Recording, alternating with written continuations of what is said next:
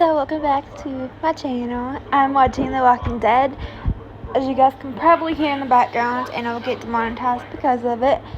So I'm gonna turn it down just a little bit.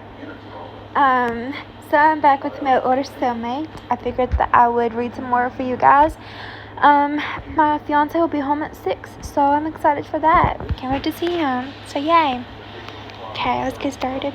Sounds like Xavier needs to stop smoking. He's got quite the cough, Zach said casually, seemingly unaffected by the racking sounds coming from her poor son.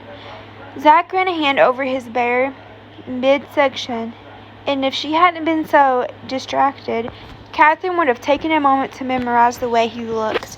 From his tousled hair to his beard, broad shoulders and chest, which tapered down to a slim waist and flat stomach, the man was eye candy.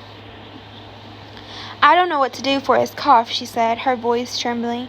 I wanted to search online, but every time I stop walking, his cough gets worse. He's so uncomfortable. Zach took Xavier, propping the baby upright against his bare chest. What's got you down, little guy? He bounced the boy and walked, saying to Catherine, You can go back to sleep if you want. I can watch him for a while. What if there's something wrong with him? Should I take him to a doctor? It sounds like crope. Crope? What's that? Catherine asked. Whatever it was, it didn't sound good. Does he have a fever? Zach asked.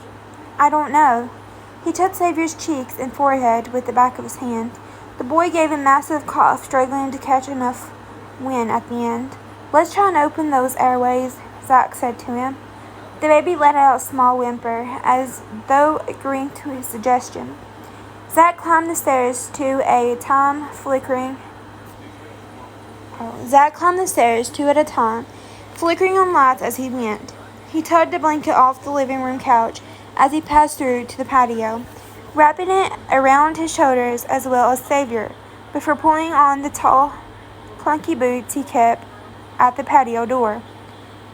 As he stepped into the backyard, a plump of warm air created a cloud around him before he slid the glass door closed. You're going to freeze, Catherine exclaimed from her side of the glass. Xavier wasn't wearing a hat and was sick, so being out in the sub-zero temperature was crazy. And Zach wasn't wearing anything more than underwear and boots. That blanket wasn't going to keep him warm enough. Zach snugged the blanket around Xavier, rocking back and forth in the weak glow of lights coming through the glass. His bare knees stuck out between the bottom of the blanket and the bottom of his boots. The top of his boots. Sorry, my bad. Catherine fled, unsure what to do. Taking the sick baby out in the freezing night didn't seem like a smart solution, but Zach had been so confident she hadn't spoke up. Finally, she summoned the courage to go outside and claim her baby, certain both males had to be sporting frostbite by now. She slid the door open and Zach, with a peaceful expression, peeled the blanket away from Xavier's face for a second. The boy's mouth, which had been taut only minutes ago, was slack, his body melting into Zach's. Catherine lunged forward, worried that Xavier was no longer breathing, but there were little puffs of air forming clouds in front of his face as the cold air nipped closer, his chest moving without labor. It was a miracle. How was it even possible?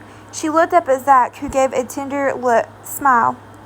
The cool air had soothed the swelling in his airways. How do you know this? I used to babysit, he said simply. Sometimes a warm, steamy bathroom helps too. Catherine shivered in the cold, not quite ready to go back inside and leave them. Zach held out an arm, his fingers clutching a corner of the blanket, as though he was a child making a superhero cape out of bedding. And as Catherine curved under his wing, she thought that maybe he truly was a bit of a superhero.